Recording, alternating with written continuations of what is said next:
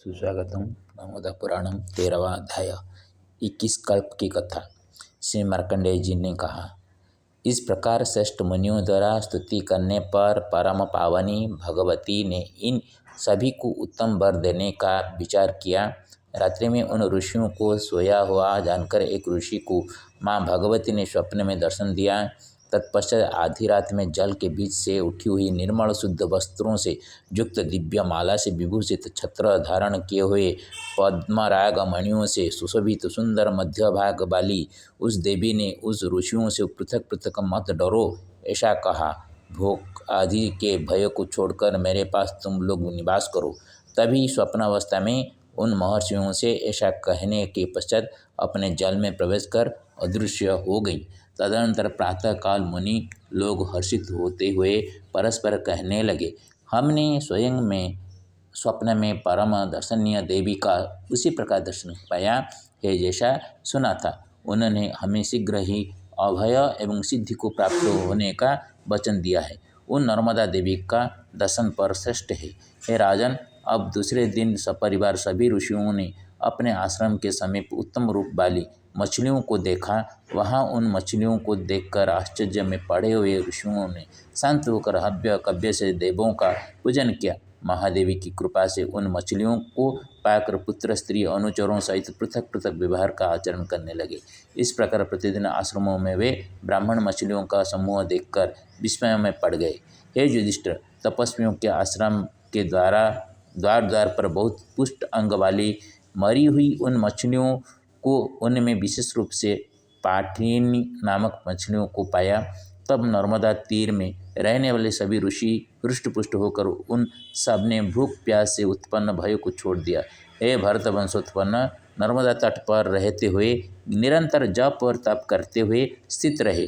पितृगण और देवी की पूजा करते हुए निरंतर जप करने वाले उन श्रेष्ठ ब्राह्मणों से वह श्रेष्ठ नदी ताराओं और ग्रहों से आकाश की भांति शोभित हो रही थी।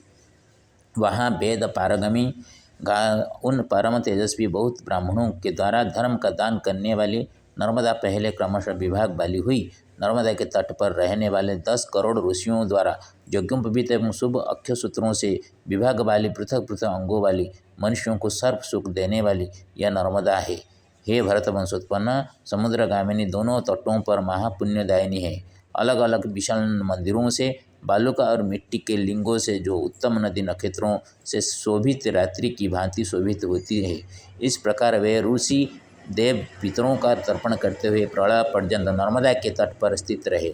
हे भारत, तदनंतर 100 वर्षों से अधिक कुछ और समय बीतने पर आधी रात में विद्युत समूह की कांति वाले सर्प का यज्ञोपवीत पहने हुए त्रिशूल हाथ में लिए हुए सुंदर दर्शनीय रूप वाली एक कन्या जल से बाहर आकर उन ऋषियों से बोली, हे मुनियों, मुझ अयोनिजा में बिना योनि से ही जन्म वाली मुझ में तुम सब पुत्रों व स्त्रियों के साथ प्रवेश करो, तब तुम सिद्ध को पाओगे। जिसकी जो इच्छा हो मैं पूर्ण करूँगी। विष्णु, ब्रह्मा व शंकर सब श्रेष्ठ देवताओं को भी वहाँ ले जाऊँगी।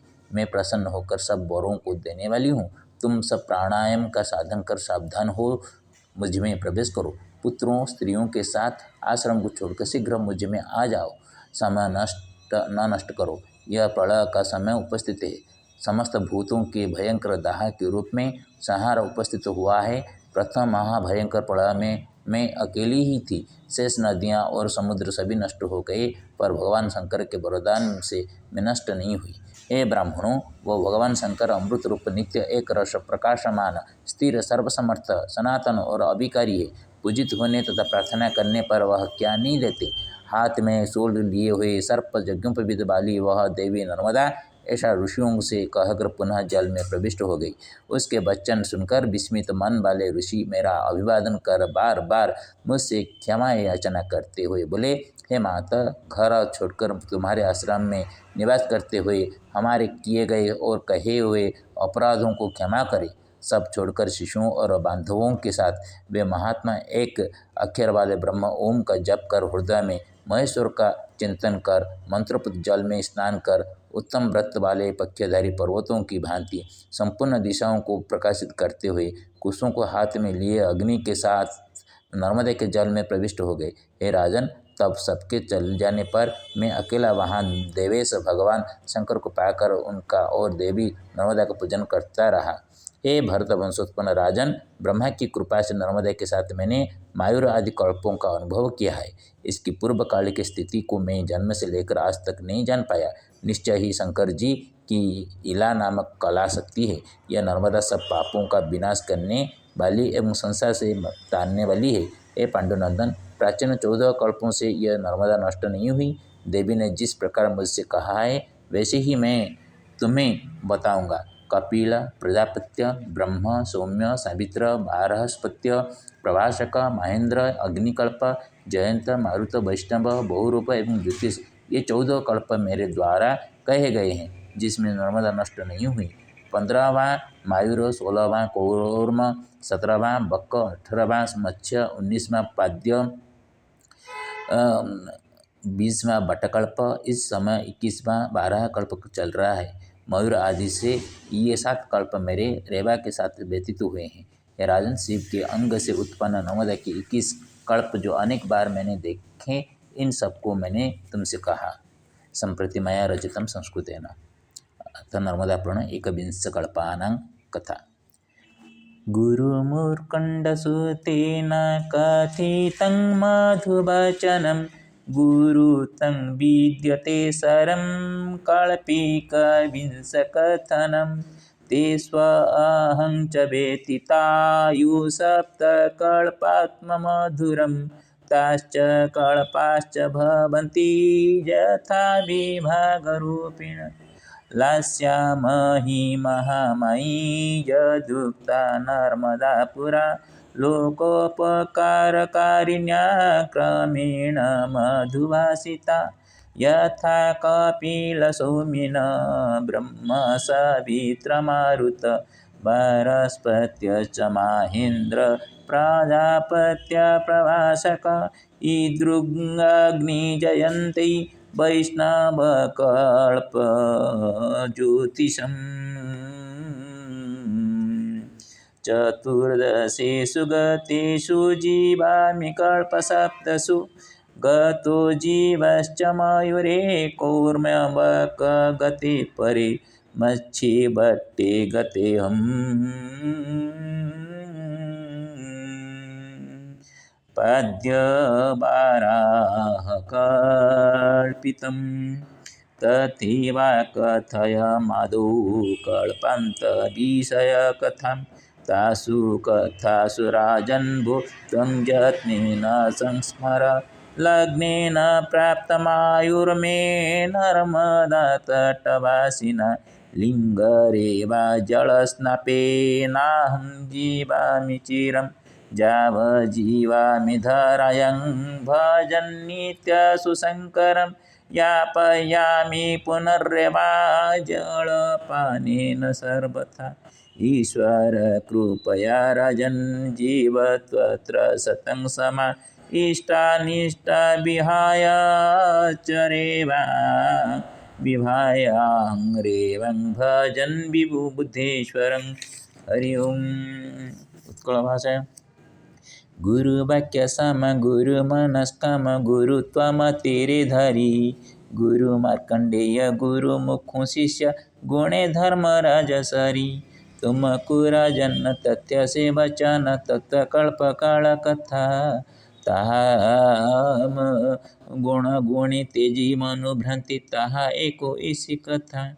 लास्य मही रेवा लेखा करी पूर्वा लग्न रुचौद कही, लोकोपकार लिखित प्रकार लेखा कथा कहे मुई। जमंत कपिल सौभाग्य ब्राह्मण मारुत महेंद्र कल्प, जथा बारहपत्य तथा प्रावशक प्रभाषक जयंत अग्नि ज्योतिष। इच्छित कल्पना कल्प प्रजापत्य वैष्णव सावित्र कल्प, इंद्रिय संजय में जितिन कल्परे 14 परे मकल्प। गत कल्प कथा 14 कल्पर शुणिथिले रेवा मुखु, गणी न कहूची 7 कल्प कथा जीवने रेवाकु देखूं। ताहा त मयूर कौर्म्य बक मत्स्य बटकल्प चतु ज्योतिष कल्प बटकल्प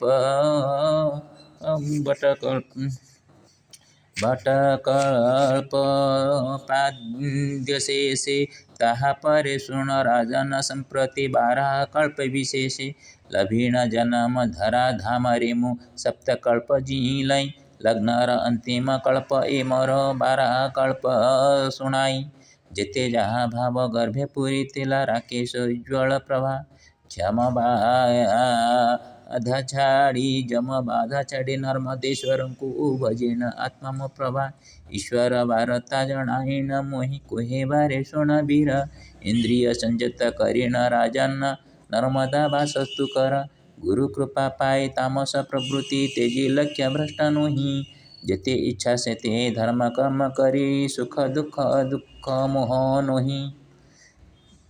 3 फरवरी 2024 6 बजे 31 मिनट में शाम को जब वो बाबा के साथ बैठकर बात कर रहे थे उसी वक्त कोलाहल के परिस्थिति में ये रचना किया था।